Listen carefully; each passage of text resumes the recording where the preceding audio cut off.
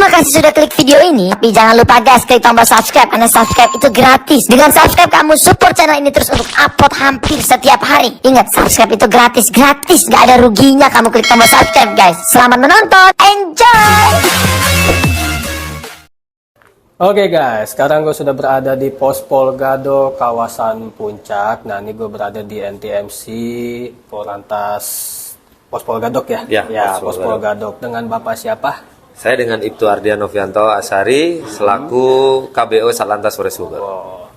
Izin bertanya Pak, Ya. untuk masalah mudik nih. Oke. Sudah terpantau berapa banyak untuk hari ini mudik kendaraan-kendaraan yang dari Jakarta melintas di kawasan Puncak? Baik, masih mungkin saya bisa jelaskan untuk jumlah kendaraan yang sudah melintas di kawasan wisata Puncak sampai dengan hari ini, semenjak dimulainya operasi pengamanan mudik Lebaran maupun arus balik Lebaran di tahun 2024 ini, semenjak tanggal 4 di hari Kamis kemarin, tercatat memang sudah kurang lebih 79.000 kendaraan yang sudah melintas kawasan wisata Puncak. Itu terdiri dari baik itu kendaraan roda 2, roda 4 maupun roda 6 yang sudah melintas. Itu tercatat di traffic counting yang kami dari Satlantas Polres Bogor bekerja sama dengan BPTJ itu mencatat kurang lebih 79.000 yang sudah melaksanakan pergerakan melintasi kawasan wisata Puncak ini. Didominasikan kendaraan roda 4 atau roda 2? Untuk sampai dengan saat ini, klasifikasi kendaraan yang lebih dominan adalah kendaraan roda 2. Oh, lebih banyak di roda 2 ya? Betul.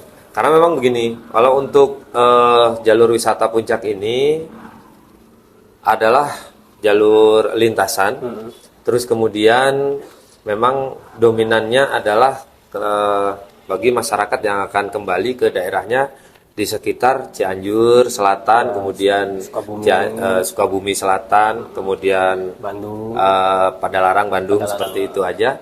Sehingga pola pergerakan kendaraannya juga memang didominasi kendaraan roda 2. Oke. Terus info untuk para pemudik nih yang akan melintas di kawasan Puncak, mereka kan pasti juga nanti akan lelah, akan capek gitu ya untuk lewat jalur sini. Info rest areanya ada di titik mana aja untuk di kawasan Puncak? Baik. Jadi untuk tempat istirahat atau rest area yang bisa digunakan oleh pengendara, baik itu roda 2 maupun roda 4, untuk beristirahat apabila memang lelah, itu yang pertama memang di Pos Polgadok ini, itu juga diperkenankan atau diperbolehkan masyarakat yang akan beristirahat sejenak.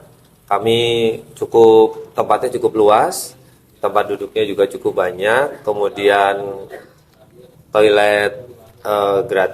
toiletnya juga cukup memadai, ada mobile toilet di sini. Terus kemudian yang akan beribadah juga ada musola. Terus kemudian apabila lelah kan ada kursi pijat juga. Nah, di pos terpadu ini cukup representatif untuk digunakan istirahat. Itu yang pertama. Kemudian memang ada beberapa rest area seperti pasar-pasar buah itu bisa digunakan, dan pom bensin. Kami SPBU yang ada di kawasan wisata Puncak ini ada 4,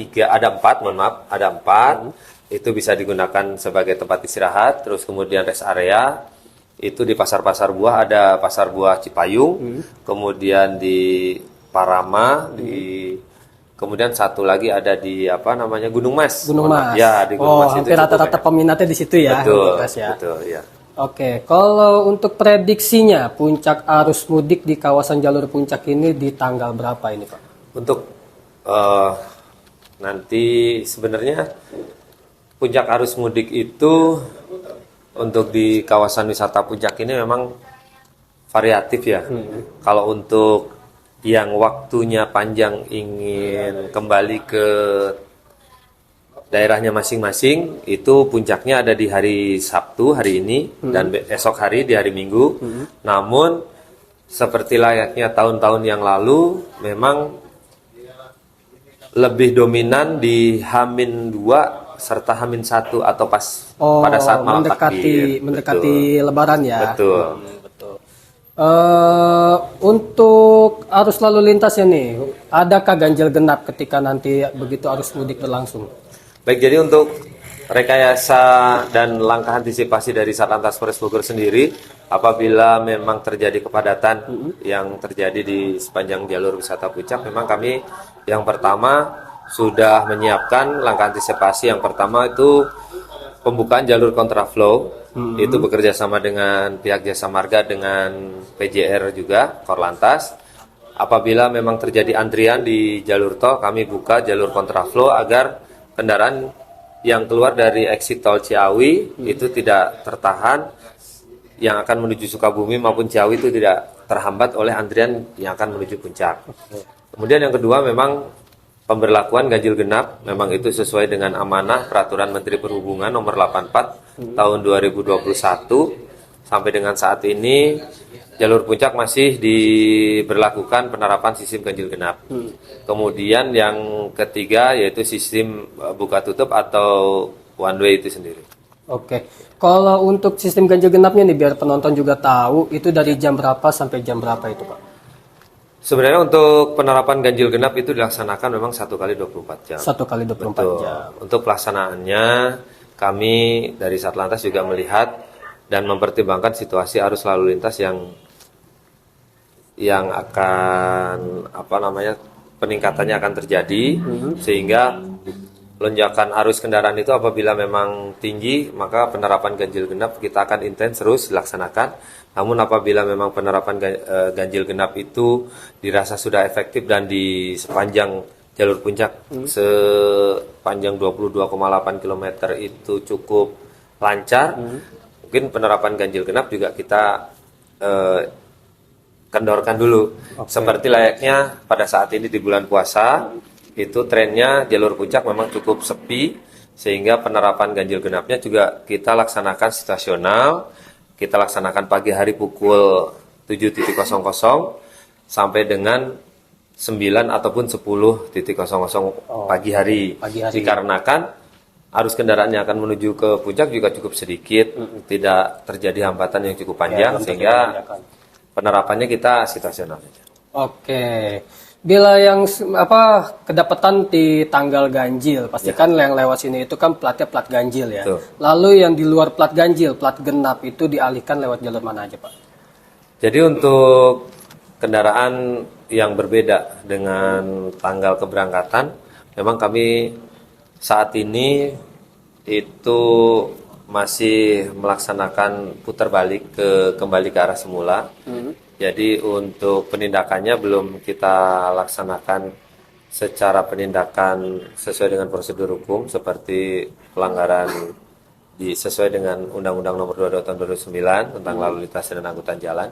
Sampai dengan saat ini kita penerapannya hanya putar balik saja, sehingga diharapkan bagi masyarakat yang akan melintas kawasan wisata puncak itu menyesuaikan plat nomor kendaraan dengan tanggal keberangkatannya, sehingga apabila memang memiliki kendaraan yang berplat nomor ganjil, ya silakan untuk melakukan perjalanan di tanggal ganjil pula. Seperti itu harapannya. Namun apabila memang pada saat kita laksanakan penerapan ganjil genap tersebut didapati tidak sama, kita putar balikan lagi, bisa mencari jalan alternatif lain untuk menuju lokasi yang akan dituju. Oh, berarti sistemnya itu masih putar arah ya, balik Putar lagi arah, ke ya, Jakarta betul. gitu Betul, ya, betul. masuk tol lagi. Betul. Oke.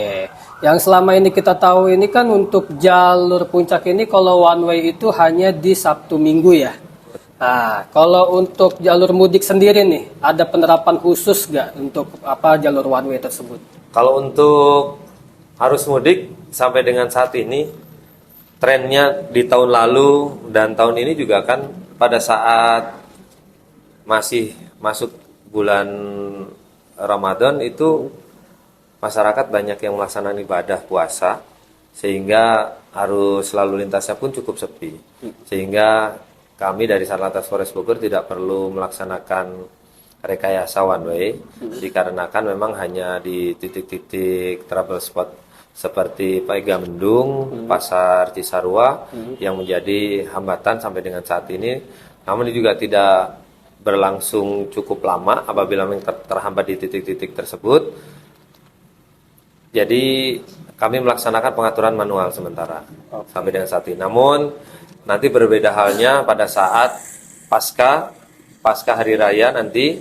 Jadi setelah hari H atau H+1, H+2 dan selanjutnya sampai dengan selesainya cuti bersama di kalender libur nasional itu kami penerapan rekayasa yang 3 tadi saya sebutkan, kontraflow, kemudian ganjil genap dan one way, pasti kita akan laksanakan.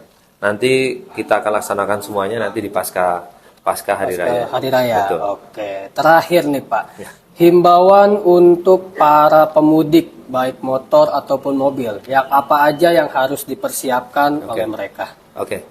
Baik.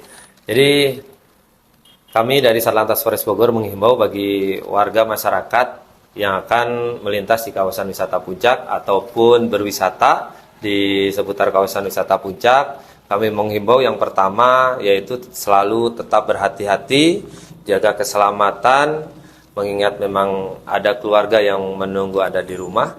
Kemudian yang kedua, selalu memperhatikan waktu keberangkatan, mengingat jalur Puncak dilaksanakan penerapan ganjil genap, sehingga harus diperhatikan plat nomor kendaraan disesuaikan dengan tanggal keberangkatan.